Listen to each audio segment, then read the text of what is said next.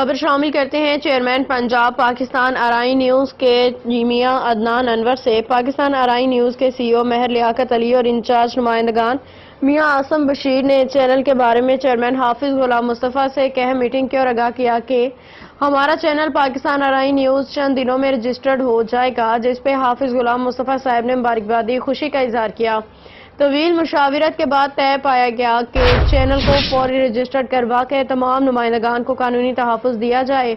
Meeting کے بعد تمام برادری کو مبارکباد دی اور اب برادری کا حق بنتا ہے کہ چینل کی انتظامیہ کا پورا ساتھ دیا جائے،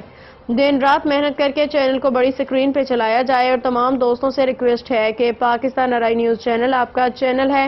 اس کو زیادہ سے زیادہ سبسکرائب کریں، اس کی خبروں کو واچ کریں، لائک اور کمنٹس کریں اور دوسرے گروپوں میں شیئر کریں۔